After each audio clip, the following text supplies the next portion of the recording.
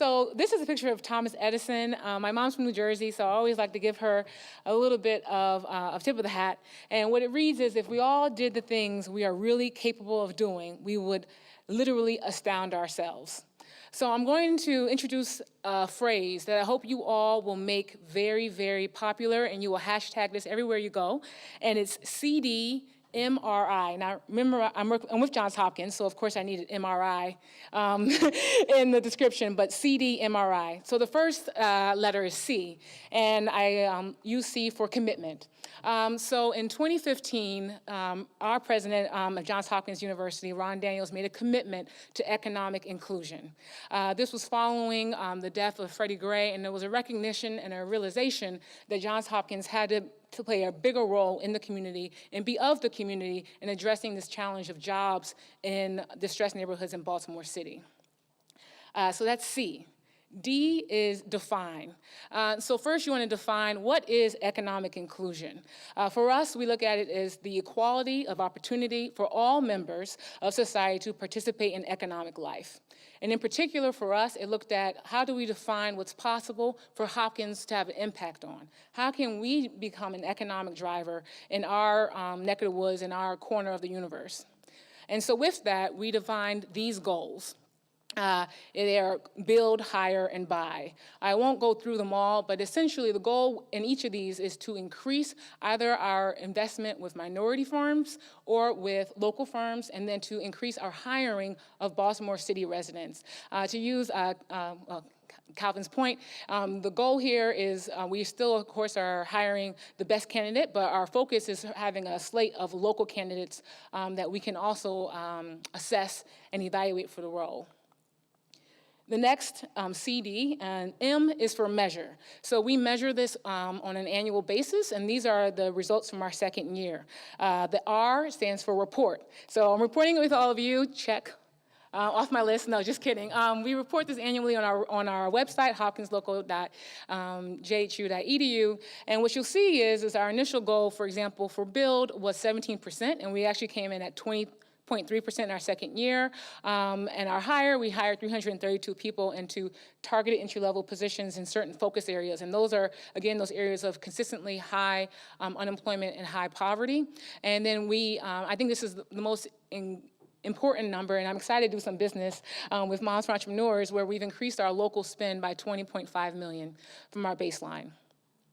And the last one, I will actually skip this for time. The last one is for improve. So this was a pretty good idea, I think, right? And then we had the opportunity to work with and partner with BGE and 27 other businesses, including Southway Builders on the stage with me as well, Smaltimore. And so we had these ideas, and now we're coming together, and the best idea, I think, coming out of this has been BLocal. So BLocal is a commitment of Baltimore City and Baltimore-affiliated businesses making a commitment to Baltimore City to purchase and to hire from Baltimore. Early results showed that when we set a goal, we thought the goal was ambitious, and we crushed it. So our 3-year goal was $69 million of investment in Baltimore City. In our first year, we spent over $86 million. Additionally, our 3-year goal for hiring was 162 employees, and we hired 470 across the partnership. So how do we create jobs out of all this? Beyond those jobs, of course, that we are employing, we also have done some work around our abilities to create jobs through procurement. So I'm going to just talk briefly about 2 opportunities that we've recently engaged with, and they have created jobs in Baltimore City. So RGH Products, we did a contract with Office Depot. As you would guess, Johns Hopkins buys a lot of paper, a lot of pens, a lot of toner ink, and so we went to Office Depot and we said, you know, we are such a significant client of yours. We are going to require that we won't make you move your headquarters here, but we're going to ask that you locate a local vendor to do some of the work for you. And they identified RGH Products. We have had such a great experience with them, you know, completing projects on time, fulfilling our needs on time, et cetera, that we were actually able to introduce them to our BLocal Partners. Another BLocal partner has also engaged with them, and now RGH is in a position to continue to grow. High tech. High tech was actually based outside of Baltimore City. Again, we came and started working with them. We introduced them to the BLocal Partnership, and we said to everyone, you know, high tech will only move into the city if we buy 100 widgets. Johns Hopkins, we can buy 50. What can the rest of the BLocal Partnership do? And of course, determining that there's some value. Among the BLocal partners, we were actually able to cobble together an extra 50, and now high tech is moving into the city and will be hiring somewhere between 5 and 10 employees. So I think this is the answer when we look at this idea of job creation in Baltimore City. I hear a lot of arguments that jobs are moving into the suburbs, et cetera, but I think we can change that tide for Baltimore City by making these types of requirements of those that we are working with. So I know I already introduced one acronym for you, right? CDMRI. Repeat back, CD, MRI. Close enough, all right. But I wanna give you another one, and it's, my little sister introduced this to me, FOMO. She's a millennial. I guess I am too, but she's like a baby. She said, so I was talking to her and I was like, what's going on? And she's like, oh man, I'm so upset, I have to do this homework assignment. I'm like, why? And she was like, FOMO. And I'm like, what?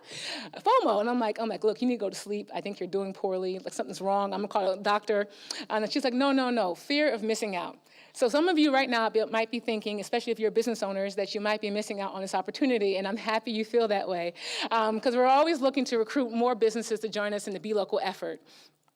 So overall, I encourage all of you to join the work. And even if you are not yourself a business owner, I would also encourage you as an individual to also set a baseline and set a goal. So you're looking at your own spending habits, for example. You want to first, of course, make a commitment to your community, to your neighborhood. You want to define what's possible. What are you able to influence in your sphere of the universe? Measure how you're doing against that, looking at your statements, et cetera. Report on what you're doing. And now this, I guess you can sit in front of your family once a week and be like, guys, look at what I've done this week with my spreadsheet. And lastly, to improve. I would ask you to always ask yourself, what more can I be doing in my community? And what more can I be doing to support job creation in Baltimore City? Thank you.